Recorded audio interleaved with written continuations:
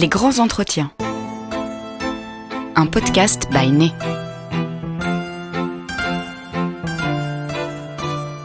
Il existe autant de façons de composer un parfum qu'il existe de créateurs. Né vous invite à découvrir leur parcours, leurs pratiques et leurs visions. Ce podcast vous est raconté par Guillaume Tesson.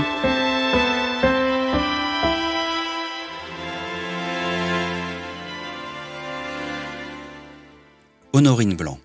Créatrice de parfums pour Firmenich depuis 2005, elle vit et travaille à New York. C'est là qu'elle a fait ses premiers pas, formée par Sofia Grossman. Elle a composé pour le marché européen, Yves Saint Laurent, Valentino, Gucci, Cacharel et pour de nombreuses marques américaines comme Estée Lauder et Ralph Lauren. Un marché qu'elle affectionne, tout comme celui de la Chine, dont elle suit de très près l'éveil à la parfumerie fine. Tous les 2 mois, Honorine Blanc fait escale en France. Lors d'un séjour parisien, nous l'avons rencontrée pour évoquer avec elle son parcours, sa manière de créer et sa vision de l'industrie. Bonjour Honorine Blanc. Bonjour Guillaume. Vous vous décrivez comme une déracinée, et ça je crois que c'est quelque chose qui vous constitue. Pourquoi déracinée ? En fait, je suis d'origine libanaise. Mon grand-père était turc, ma grand-mère gréco-arménienne. Et donc, après le génocide, ils sont venus au Liban. Mon père, donc, est libanais. Et lors d'un voyage en France, il a rencontré ma mère qui l'a ramené au Liban. J'y suis restée jusqu'en 86. Donc, j'ai vraiment vécu 16 ans. 16 ans de guerre et de joie. Donc, vraiment une enfance avec plein de contrastes. Après, je suis venue à Paris en 86. Pour des raisons, la guerre en fait.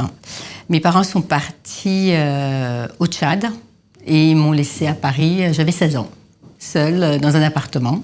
J'ai fait mes études de première terminale à Paris. Je vivais à l'époque avec ma sœur et après j'étais seule. Et je suis restée à Paris jusqu'en 92 où j'ai décidé d'aller à New York. Voilà pourquoi je dis que je suis déracinée. On va prendre le temps de revenir quand même au Liban. Et à Beyrouth, où vous avez vécu 16 ans. Quels sont vos souvenirs olfactifs de cette période de votre vie ? Il y en a deux qui sont très importants, qui m'ont beaucoup marqué. La première, c'est l'odeur du gardénia. Ma grand-mère avait des gardénias sur son balcon, et c'est une fleur que j'ai toujours aimée. C'est marrant parce que c'est une fleur que je travaille beaucoup aujourd'hui, qui est tout le temps avec moi. Et la deuxième, c'est l'odeur de la poudre de canon. Après avoir passé la nuit dans l'abri, quand vous remontez chez vous, on habite au 4e étage, et que vous ouvrez les fenêtres, il y a un silence total, et dans l'air, vous pouvez sentir cette poudre de canon qui est très musquée et très poudrée, très douce en fait. Par rapport à la nuit qu'on avait vécu, sentir cette odeur qui sent le musc et très doux, c'était une odeur qui m'a beaucoup marquée. Il y a également, je crois, l'odeur du parfum de votre mère. Ah oui. Ma mère mettait Chalimard et dans son tiroir, dans sa chambre à coucher, elle avait un flacon de Chalimard que j'ai encore chez moi. Et donc, quand j'étais petite, j'allais dans sa chambre, j'ouvrais le tiroir, je m'en mettais. C'est une odeur que j'apprécie beaucoup, encore aujourd'hui. Votre premier parfum, c'est le premier parfum que vous avez porté, c'est Chanel numéro 19, je crois. C'était déjà au Liban ou c'est venu plus tard ? Non, c'était à Paris. Quand je suis arrivée à Paris, j'étais déjà fascinée par les produits de beauté, par le monde du luxe, de la cosmétique. Je collectionnais les petits flacons. Et c'est comme ça, en fait, que j'ai senti pour la première fois Chanel 19. Et je pense que ça a été mon premier grand parfum que je me suis offerte à l'époque et que j'ai encore aujourd'hui. J'ai toujours un flacon de Chanel 19 chez moi, toujours. Régulièrement, vous le portez ou... De temps en temps, je le porte, oui. Donc au début des années 90, vous arrivez à Paris et vous passez votre année de première et de terminale avec votre sœur, je crois. Tout à fait. J'avais 16 ans. En fait... Bon, les 2 premières années à Paris, je peux vous dire, elles n'étaient pas faciles parce que j'étais vraiment très protégée au Liban par mes parents. On avait quand même une éducation très stricte et je me suis retrouvée toute seule à Paris, aller à l'école, à prendre le train, à faire mes courses, avoir mon compte en banque. Ça vous donne une maturité, une force Et ça vous apprend à survivre, en fait. Surtout qu'arriver en tant qu'étrangère à Paris à l'époque, ça n'était pas très facile. Mais j'étais dans le 7e, dans une très bonne école. Et j'ai découvert Paris toute seule, en fait. Je suis restée 2 ans au lycée et après, j'ai fait un DUG de chimie. Durant mon DUG, je travaillais l'après-midi. J'ai été secrétaire médicale, hôtesse d'accueil pour un théâtre. Donc, je travaillais l'après-midi et j'allais à l'université durant la journée. D'accord. Est-ce qu'à l'époque, vous souhaitiez déjà devenir parfumeur ? Alors, en fait, je voulais travailler dans les produits cosmétiques quand j'étais en terminale, dans les produits de beauté. J'achetais plein de livres sur toutes les grandes dames de la cosmétique et des parfums, Coco Chanel, Elisabeth Rubinstein. Bon, je les connaissais toutes. Mais malheureusement, je n'étais pas assez bonne pour entrer dans une école d'ingénieur et donc pour travailler dans les produits cosmétiques. Les parfums, pour moi, c'était ma passion. J'avais plein de petits flacons, de livres.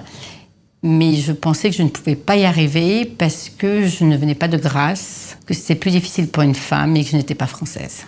Donc c'était un milieu quand même qui était très fermé à l'époque. Comment est-ce que ça bascule finalement vers la parfumerie ? Est-ce qu'il y a un moment ? En fait, j'avais envoyé des lettres à toutes les sociétés pour des stages. Et à chaque fois, j'avais des réponses négatives. Et un jour, j'étais dans un bar à Paris. Et j'ai rencontré quelqu'un dans ce bar qui m'a dit qu'il connaissait quelqu'un qui travaillait pour une société suisse, Firmenich, à Genève. Cette personne m'a donné le numéro de téléphone de la personne qui travaillait à Genève. J'ai appelé cette personne au moins tous les jours pendant un mois, ou alors plusieurs fois par semaine. Et donc à la fin, il y a eu une offre pour remplacer une assistante dans le laboratoire d'application parfumerie à Firmenich. Et donc on m'a proposé de venir travailler pendant 2 mois dans les labos de Firmenich. Donc à Paris ? À Paris. Alors comment se passent ces débuts et qui rencontrez-vous à ce moment-là ? J'arrive à Paris, j'arrive dans ce labo. On m'a demandé si j'avais déjà fait de la pesée. J'avais dit oui, bien sûr, ce qui n'était pas vrai. Mais j'ai appris sur le tas. Et là, j'ai rencontré des parfumeurs en fait, qui m'ont guidée. Il y en avait 2, Jean-Pierre Bétoir et Annick Ménardeau. Et en fait, Annick m'a dit que si je voulais être parfumeur, il n'y avait qu'une solution, c'était de faire l'ISIPCA, l'école de parfumerie de Versailles. Donc j'ai fait 2 ans à l'ISIPCA. Et à la fin de la 2e année, vous êtes obligé de faire un stage de fin d'études de 3 mois. Mon rêve, c'était d'aller aux États-Unis. J'ai été toujours impressionnée par les États-Unis. Je voulais comprendre ce marché américain. On en parlait déjà beaucoup à cette époque. Et donc j'ai envoyé une demande pour un stage chez IFF à New York. Et j'ai été prise. Et en fait, j'ai fait un stage de 3 mois avec Carlos Benaïm. C'était mon maître. Et dans le bureau d'en face, il y avait un autre parfumeur. En fait, c'était Sophia Grossman qui a tout déclenché, qui a été quelqu'un d'exceptionnel pour moi. Tout déclenché, c'est-à-dire ? En fait, un soir, il y a quelqu'un qui vient me demander d'utiliser ma peau. On essaie des parfums sur la peau. Il y avait une femme devant moi qui avait les cheveux noirs, les ongles longs rouges, qui fumait la cigarette et qui m'a dit d'évaluer le parfum. C'était Sophia Grossman. Et en fait, je ne le savais pas. Et en fait, j'ai dit tout ce que je pensais, parce qu'en fait, je suis quelqu'un de très direct. Je l'ai dit avec ma passion, j'ai dit ma vision, mais je n'ai pas utilisé des mots olfactifs. Je n'ai pas essayé de parler d'ingrédients, j'ai parlé de structure, de forme, ne sachant pas que c'était Sophia Grossman. Et après, quand je suis retournée dans mon bureau, 1 heure après, elle m'appelle. Elle me demande de quel signe je suis. Donc, poisson. Signe astrologique. Signe astrologique. D'accord. Elle m'a demandé de quelle date. Je lui ai dit le 7 mars. Elle m'a dit qu'elle était de 8 mars, qu'elle était poisson aussi et qu'on pouvait s'entendre. Et elle m'a demandé si je voulais venir passer du temps avec elle tous les soirs après ma journée avec Carlos. Et donc tous les soirs, pendant ces 3 mois, de 18h à 21h, je passais mon temps avec Sophia Grossman. Qu'est-ce que vous apprenez auprès d'elle ? En fait, On a appris à parler du parfum. Elle voulait savoir ma vision, ma façon de décrire un parfum, ma façon de voir les choses. Mais après ces 3 mois, je suis rentrée à Paris à nouveau. Et c'est quand j'ai terminé mes 2 années d'ISIPCA que j'ai fait ma demande pour travailler chez IFF. Et j'oublierai jamais, le jour de mes résultats, IFF, en fait c'est Carlos Benaim et Sofia Grossman qui m'ont appelé de New York pour m'annoncer que j'allais travailler à New York et que j'allais être formée par Sofia Grossman. J'ai pris 2 valises, $100 dans ma poche. J'ai fait mes débuts à New York avec Sofia Grossman, avec qui j'ai travaillé pendant 8 ans. Je pense que c'était la meilleure éducation, la meilleure formation qu'on puisse avoir. Sofia me disait qu'elle ne voulait surtout pas que je fasse de copies. Elle ne voulait pas formater mon cerveau. Elle voulait vraiment me donner une liberté entière de création. Elle voulait que je trouve ma signature. Et c'était super parce qu'en fait, je me suis amusée. C'était pas facile parce que d'autres personnes avaient le droit, avaient accès. Elle ne m'a pas laissé faire des copies du marché. C'est-à-dire, j'avais pas le droit d'apprendre à faire un Chalimard, un Chanel 19, non. En fait, elle voulait que je fasse des accords. Ce n'était que des accords, maximum 7 à 10 ingrédients. Je me rappellerai toujours, une fois, elle m'a demandé de faire une rose. Bonne élève, j'ai fait mes recherches. J'ai fait une rose de la façon dont j'avais appris à l'ISIPCA.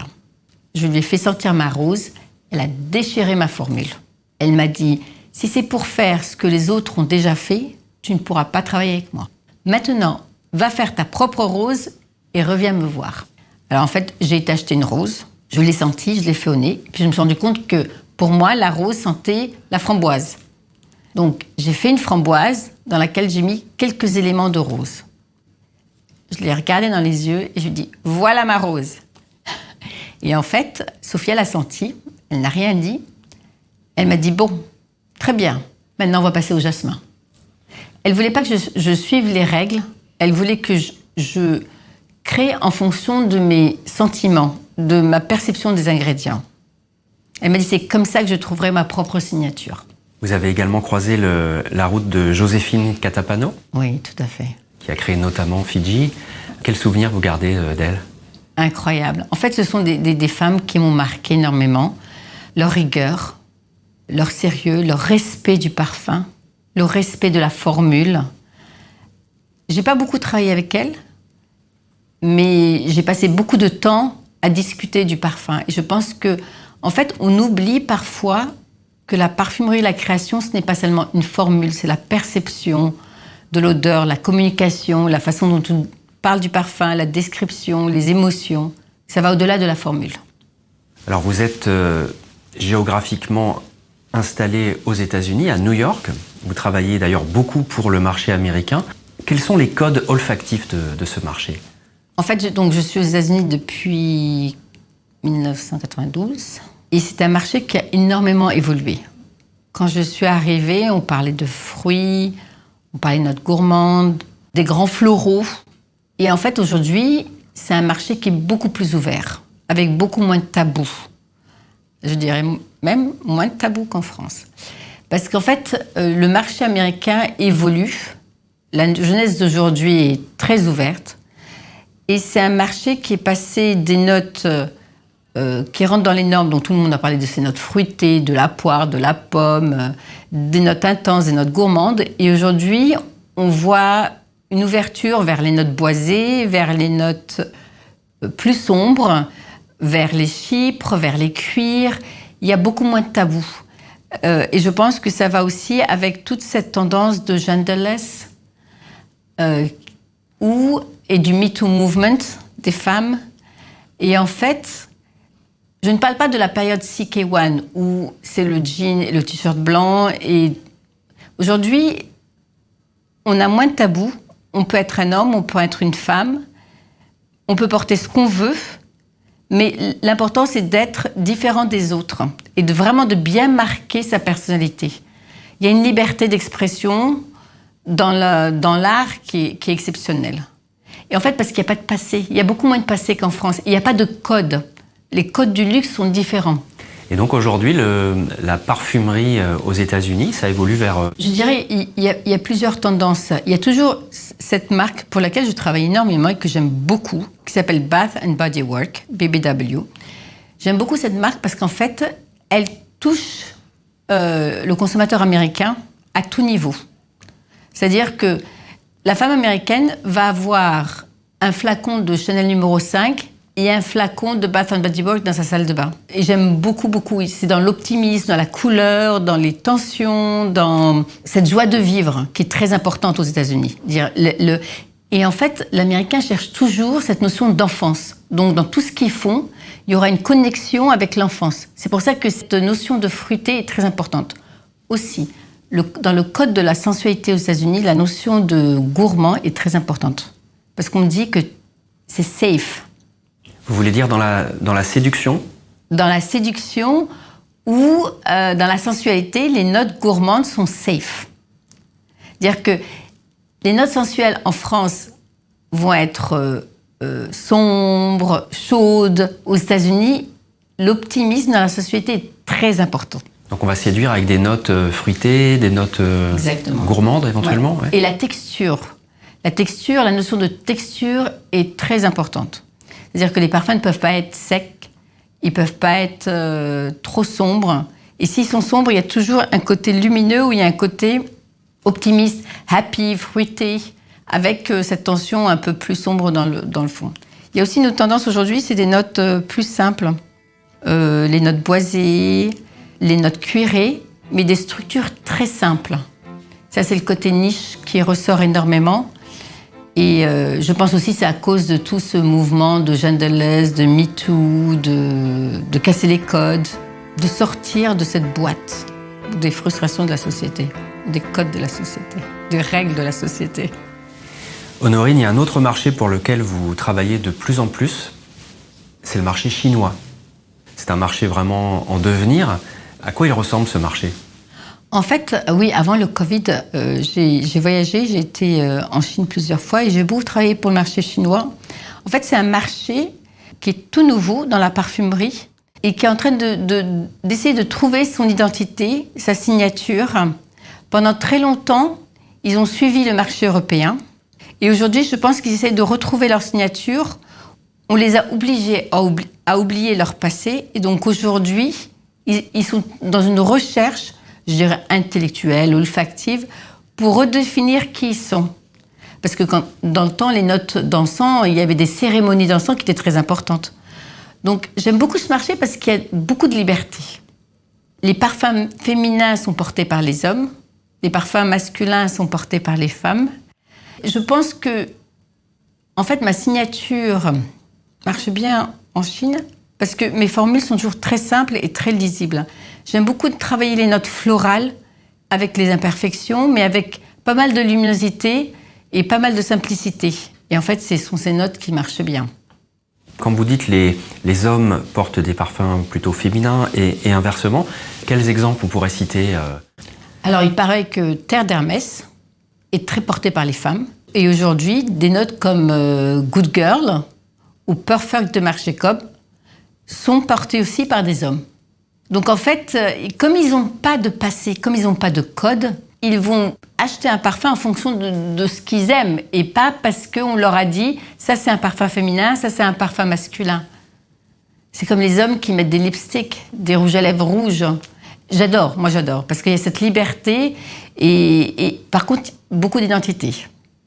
Il faut qu'il y ait un point of difference, qu'il y ait une différenciation. Parce qu'ils aiment, quand ils font les choses, ils les font à fond. Il y a une envie de se singulariser, c'est ça ? Exactement. Ce marché chinois, c'est un marché pour lequel vous osez davantage ? Vous vous permettez plus de choses ? En fait, vous pouvez vraiment vous libérer et essayer des nouvelles structures où la façon de décrire votre parfum peut être différente. C'est-à-dire que je n'ai pas peur sur le marché chinois. Moi, par exemple, j'ai travaillé pour Scent Library et Bowton et à chaque fois, j'ai travaillé des notes florales, que ce soit le jasmin ou le gardénia, dans des structures complètement différentes. Je ne cherche pas à avoir des codes du luxe dans mon parfum. Je travaille la fleur comme j'ai envie de la travailler, très simple. Je rajoute des nouvelles facettes, mais je ne mets pas dedans les codes du luxe parce que je sais qu'en Chine, ils n'en ont pas besoin. Donc ces fleurs, vous les avez travaillées comment? En fait, j'ai fait des soliflores, mais j'ai gardé... Vous savez, chaque fleur a un aspect très fragile. Une fleur peut être capiteuse ou alors elle peut être fragile. Et en fait, je me rends compte aujourd'hui que j'aime beaucoup travailler la notion de la fragilité. Ça veut dire que c'est comme la tubéreuse. Très souvent, on la travaille comme cette fleur érotique, capiteuse. Et en fait, moi, j'adore travailler la tubéreuse pour son côté vert, fragile, très tôt, quand vous sortez la tubéreuse très tôt le matin. Et en Chine, c'est ça. En fait, en Chine, je crée avec beaucoup plus de liberté parce que je n'ai pas les codes du marché. Il n'y a pas de code de marché en Chine. Tout est ouvert. Vous pouvez tout oser. Vous pouvez travailler un gardenia pour les masculins ou un vétiver pour un féminin. Ils vont se lâcher, ils vont oser. Ils aiment s'amuser. Regardez, la notion de jeu est très importante en Chine. Alors justement, Honorine, votre style, vous le définiriez comment? Il y a deux choses que j'aime beaucoup. C'est la simplicité de l'écriture et la texture du parfum. Je dis toujours, je ne crée pas, je sens mon parfum. Mais sentir aux États-Unis, c'est comme emotional, avec mes émotions. Et pour moi, la notion de texture est très, très, très importante. C'est-à-dire que mes parfums, ils doivent avoir une onctuosité. Donc je décrirais, j'ai 3 facettes. La première serait dans les floraux. J'adore le traitement des floraux. Très simple. J'aime le maîtrise de l'imperfection. C'est-à-dire que quand je sens un floral, je capture l'imperfection et je la mets dans une structure de façon que ça devient une imperfection, mais qui apporte de la signature au parfum. En fait, vous retrouvez ce genre de signature dans les parfums que je fais pour Erin Lauder. J'aime beaucoup travailler pour cette marque. Et à chaque fois, on travaille soit la rose avec Joyful Bloom, soit le muguet, le jasmin dans Mediterranean Honeysuckle. Donc, c'est vraiment des structures très simples. En fait, il y a toujours une facette, soit fruitée, soit verte. Par exemple, la rose, il y a un effet citronnelle. Il y en a qui cachent cet effet, moi je l'embellis. J'en mets plus. Ou l'effet artichaut, je vais travailler les artichauts et je vais rajouter un effet boisé. Ou des fois, je laisse juste cette note. Il y a des notes citronnellol, des notes géraniol. Au lieu de les couvrir avec du musc, je laisse l'ingrédient s'épanouir dans la structure. C'est comme, des fois je dis qu'on utilise beaucoup de naturel, mais on en utilise tellement qu'on l'étouffe dans une structure olfactive. Si vous mettez du jasmin dans un parfum et que votre structure est très simple, le jasmin va vraiment s'étaler dans l'air. Vous allez plus le sentir et vous allez vraiment voir toutes les facettes du jasmin. Quand vos formules sont compliquées, vous cachez certaines facettes et donc vous tuez la naturalité du produit. Et je pense qu'il y a une différence entre le naturel et la texture du naturel. Et moi, ce que j'aime bien, c'est la texture du naturel qui vient de l'imperfection du produit. Est-ce que vous avez des matières premières fétiches qui reviennent régulièrement dans vos compositions? Oui et non. Oui, il y a des matières premières qu'on utilise tout le temps, comme l'édione, l'ambrox, les notes boisées. Mais je ne dirais pas que j'aime des matières premières plus que d'autres. En général, je suis attirée par les matières premières que je ne maîtrise pas. Parce qu'en fait, quand vous maîtrisez trop une matière première, vous restez dans votre zone de confort et il n'y a pas de création. Quand vous avez peur d'une matière première, pour une raison ou une autre, pendant très longtemps, j'ai eu peur de la lavande. Parce que j'avais rencontré quelqu'un, quand j'étais jeune, qui portait un parfum, qui sentait la lavande et qui m'avait fait du mal, émotionnellement. Donc j'avais beaucoup de problèmes avec la lavande. Et puis en fait, je pense que vos goûts évoluent et le contrôle d'un ingrédient ou la façon dont vous travaillez un ingrédient évolue en fonction de vos expériences. Je pense que j'ai commencé à travailler avec la lavande il n'y a que quelques années. Peut-être que je me sens bien dans ma peau, en tant que femme. Et par contre, je l'ai utilisée dans un autre contexte, c'est-à-dire que je ne l'ai pas utilisée comme d'autres personnes l'auraient utilisée ou comme on utilise la lavande. J'ai essayé de mettre la lavande avec peut-être plus de musc ou plus de notes gourmandes.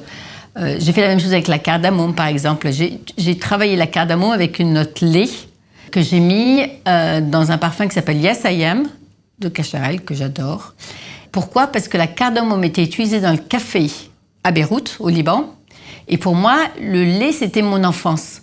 Donc, au lieu de traiter la cardamome comme une épice aphrodisiaque ou dans un contexte sombre, je l'ai mise avec du lait parce que ça connectait avec mon enfance. En fait, j'aime apprivoiser un ingrédient et le mettre dans un nouveau contexte.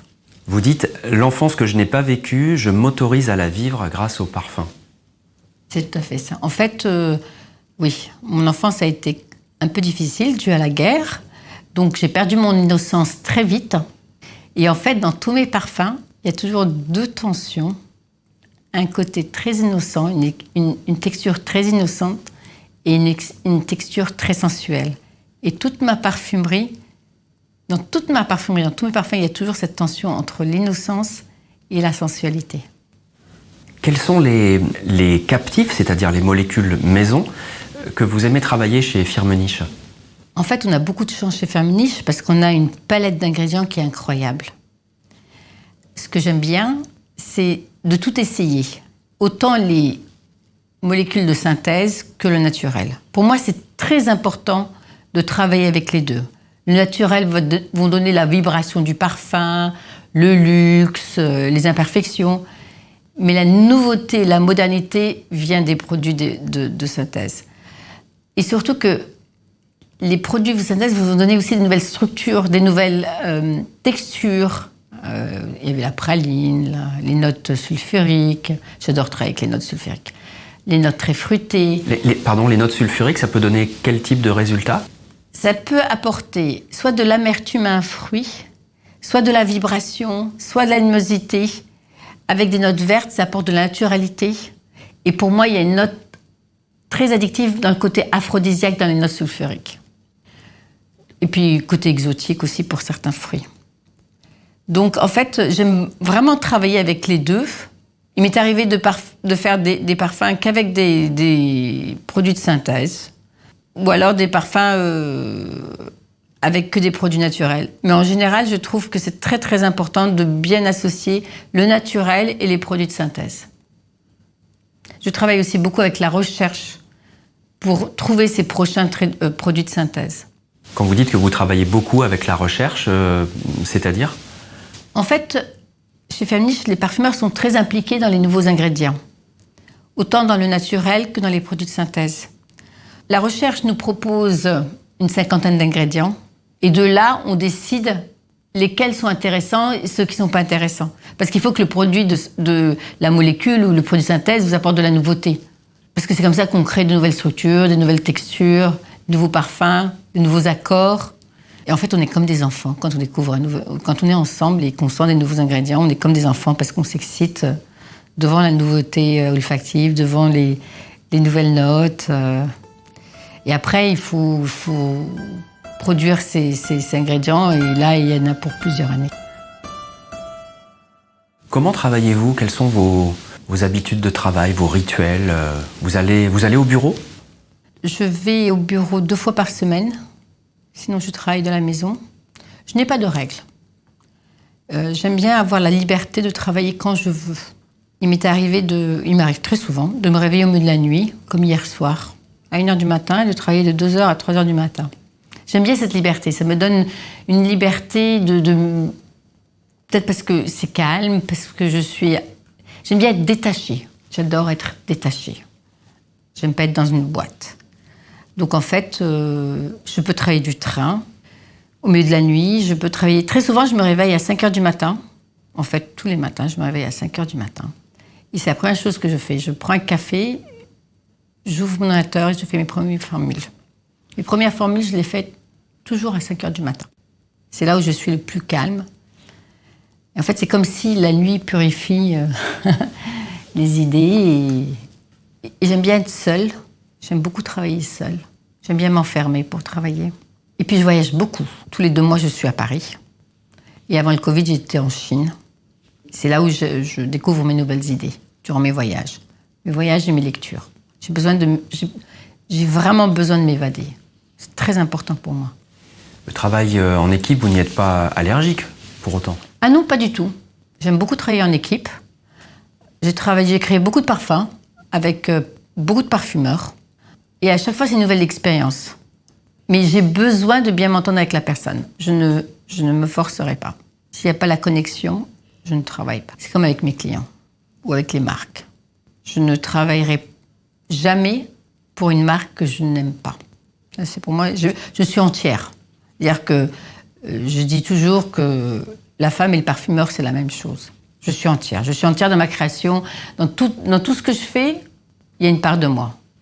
Des fois, c'est un peu trop. Des fois, je suis trop intense. On me le dit. Et je suis très directe. Donc, il faut que les parfumeurs qui travaillent avec moi, ils savent que je suis très directe, très ouverte. Je ne me cache pas. Je peux être très intense, donc il faut me comprendre. Parce que des fois, quand je travaille avec un parfumeur, j'ai tendance à me mettre à fond dans le parfum, alors qu'il faut respecter la place de l'autre. Je trouve que c'est très important de respecter. Surtout quand c'est la personne qui me demande de venir l'aider. Comme je suis très entière, des fois, je me contrôle pour essayer de ne pas trop m'imposer. Parce que des fois, j'ai tendance à vouloir m'imposer, mais c'est plus par passion, pas par contrôle, pas pour avoir mon nom. Parce que des fois, j'aide quelqu'un et je ne signe pas le parfum. C'est juste pour aider. Ce que j'aime, c'est la formule. J'adore régler une formule. J'adore finir une formule. Voilà, c'est ça. On peut vous solliciter pour vous demander de verrouiller, hein, en quelque sorte, de boucler une formule, c'est ça? Alors oui, ça, j'aime beaucoup finir les parfums. Parce qu'en fait, c'est comme si vous avez... j'adore les jeux. Quand j'étais petite, je jouais pas à la poupée, je jouais au Lego. Donc en fait, on vous donne une formule, on vous dit, cette formule a un problème. Mon client, c'est ma formule. Je regarde la formule, je l'analyse. Il me faut toujours un jour pour essayer de la comprendre. Et après, j'essaie de comprendre l'équilibre de la formule, les ingrédients. J'aime bien nettoyer une formule, c'est-à-dire enlever tout ce dont on n'a pas besoin. Mes formules sont courtes, donc j'aime bien nettoyer la formule, de façon à ce que plus elle est claire, plus elle est puissante, plus on va au cœur de la signature du parfum. J'adore retrouver la signature du parfum, la comprendre. C'est comme un puzzle. C'est comme une mélodie. Vous savez, des fois, vous entendez quelque chose, une musique, et vous dites, il y a une dissonance. Où est-ce qu'elle doit être? Quand est-ce qu'elle doit venir? C'est compliqué, un parfum. C'est pas si facile. Et un parfum, en fait, c'est pas seulement quand vous le sentez. Chez moi, à la maison, je mets les mouillettes et je sens le parfum pendant 24 heures. De telle sorte qu'il n'y ait pas de trou dans la structure, que ce soit bien construit à tout moment du parfum. Mais quand je parle d'équilibre, je ne dis pas tuer toutes les imperfections. C'est trouver le meilleur équilibre pour créer de l'addiction et de la signature en même temps. C'est très important. C'est vraiment le maîtrise. C'est comme un jeu. En fait, moi, ce que j'aime, c'est ma relation avec la formule. C'est même pas la marque, c'est ma relation avec la formule, ce que je vais en faire. Et je l'imagine, je la vois, je la sens, la texture. Vous savez, vous pouvez transformer une note lait en une note chantilly. C'est magnifique. Hein, et vous avez l'impression de vivre le moment. Vous pouvez ressentir la chantilly en faisant le bon équilibre. Vous parlez de créer de l'addiction. L'addiction, c'est quand même quelque chose de... Il n'y a pas plus intime que l'addiction.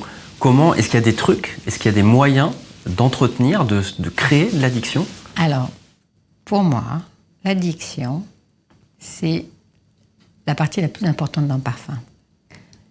C'est pas ce qui se voit en premier, c'est pas ce qui se sent. Je dis toujours que ce sont les effets secondaires de mon parfum qui donnent la signature de mon parfum. C'est quand vous le portez. Parce qu'on oublie qu'à la fin, le parfum doit vous apporter du plaisir. Et pour moi, la notion de plaisir est très, très importante. Et je crois énormément, on dit aux États-Unis, self-satisfaction, c'est-à-dire se faire plaisir. Pendant très longtemps, on a porté le parfum pour les autres. Et pour moi, le parfum, c'est quelque chose de très personnel. C'est pour vous, le parfum, c'est pour vous que vous le portez. Et je suis complètement fascinée par l'addiction. Je travaille même avec la recherche chez Firmenich pour essayer de comprendre la notion des récepteurs, de l'addiction dans un parfum. Pourquoi un parfum est plus addictif? Parce qu'en fait, on met un parfum pour l'addiction. C'est-à-dire parce qu'il vous donne du plaisir. C'est pas seulement la beauté, la séduction.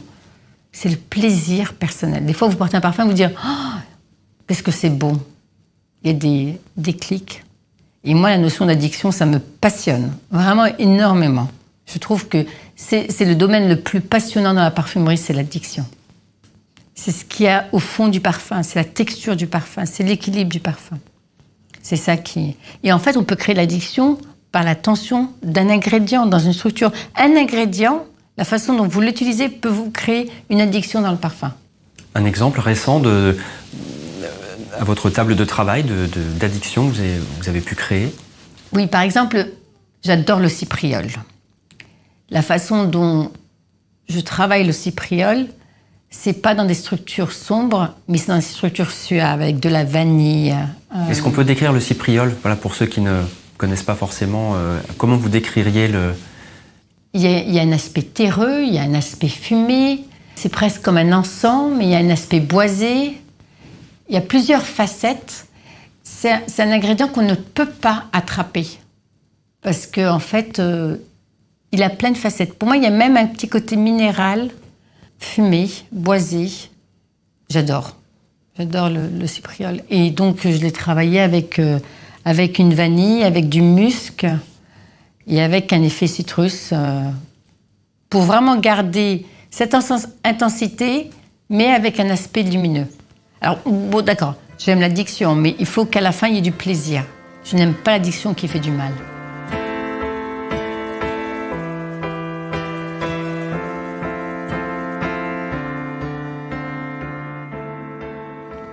En fait, je me rends compte que, vous savez, en nous, il y a toujours une fragilité.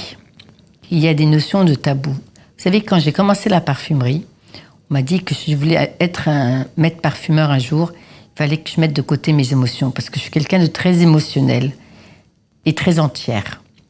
Et en fait, je me rends compte que plus j'avance dans ma parfumerie, plus je contrôle mes formules, plus mes ingrédients, plus j'ai de l'expérience, plus je mets en valeur cette fragilité et j'en ai pas peur.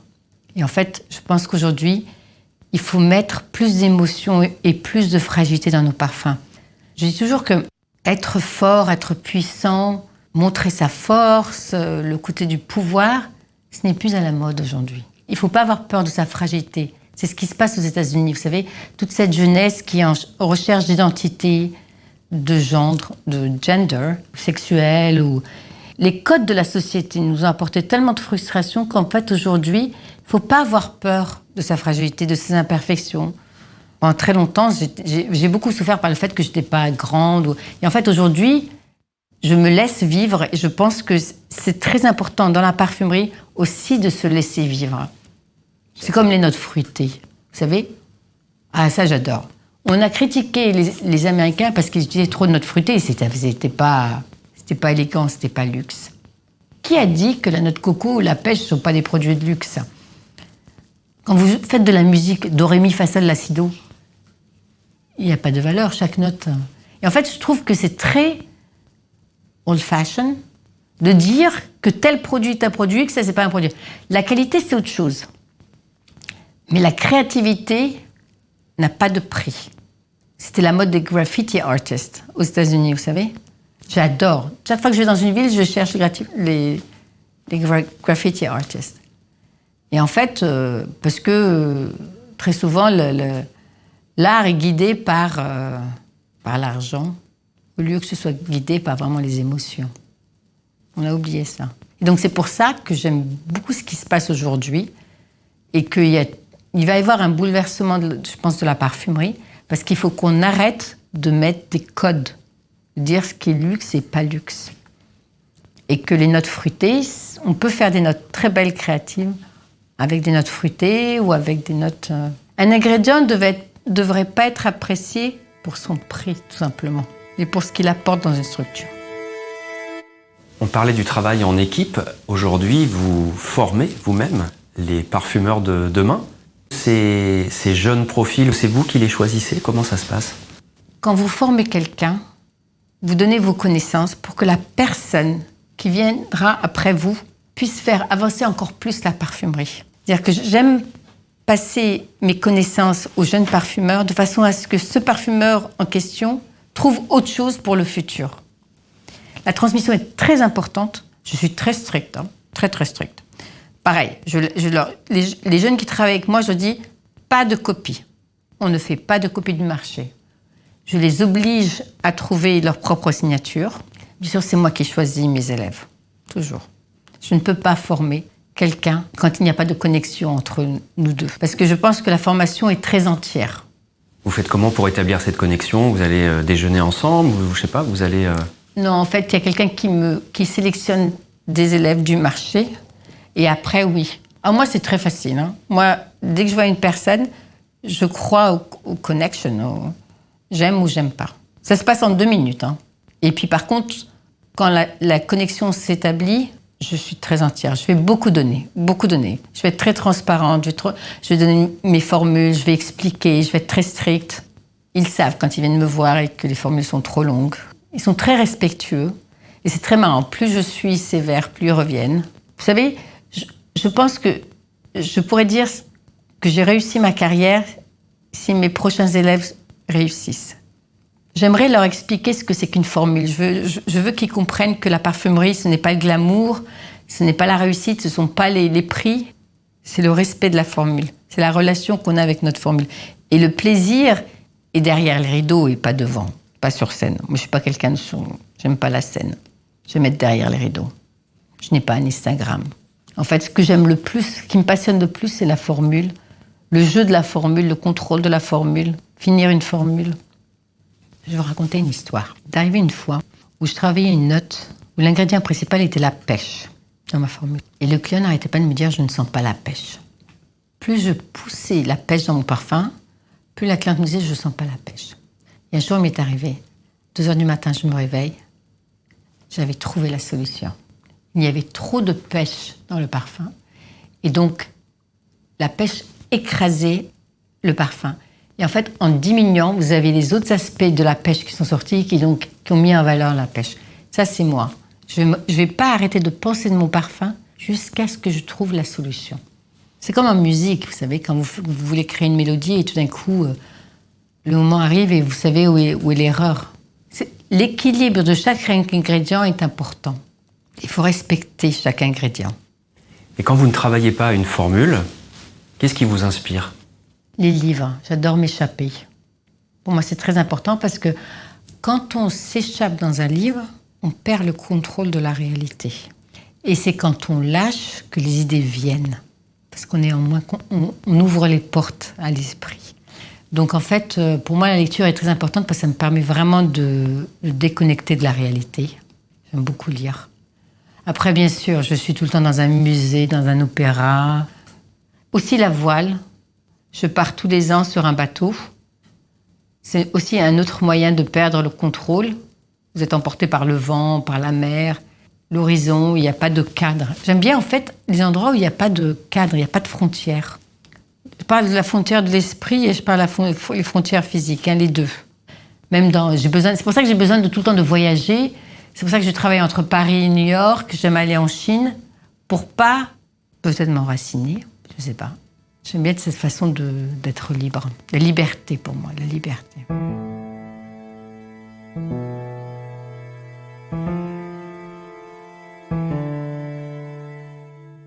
La parfumerie de demain, est-ce que c'est un sujet qui vous préoccupe? Je trouve que l'intelligence artificielle et la technologie vont bouleverser la parfumerie. C'est un peu difficile aujourd'hui parce que la parfumerie a beaucoup de traditions. Mais imaginez le jour où on va vraiment comprendre la maîtrise d'une formule, la structure. L'intelligence artificielle va nous aider à voir plus rapidement ce qui a été fait dans le passé, ou prendre le meilleur du passé. Je sais qu'il y a beaucoup de gens qui ont peur de cette intelligence artificielle. Moi, j'en ai pas peur, parce qu'en fait, elle vous donne le meilleur de ce qui a été fait dans le passé. Donc ça a déjà été fait. Moi, je ne crois pas à revisiter des classiques. Ils ont été faits, il faut les mettre de côté, il faut voir à l'avant.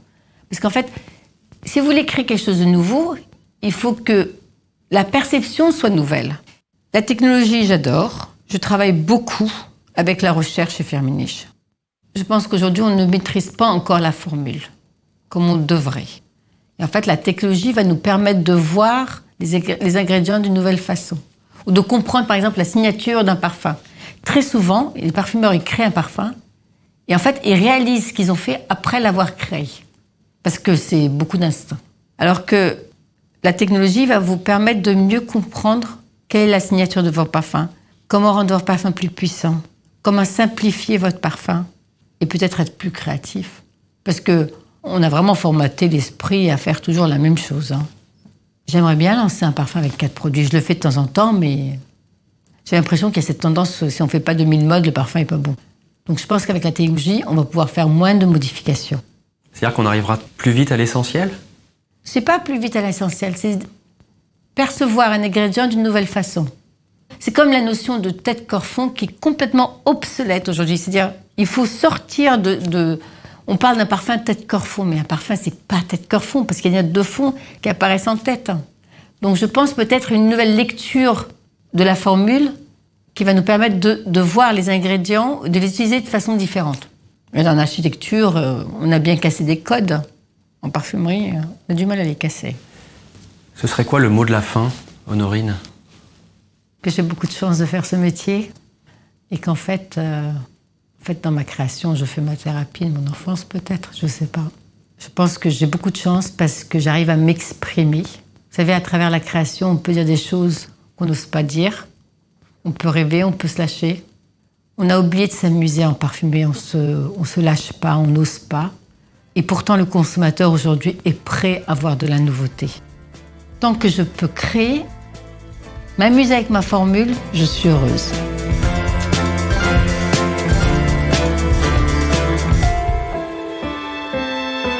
Vous venez d'écouter un podcast by Né.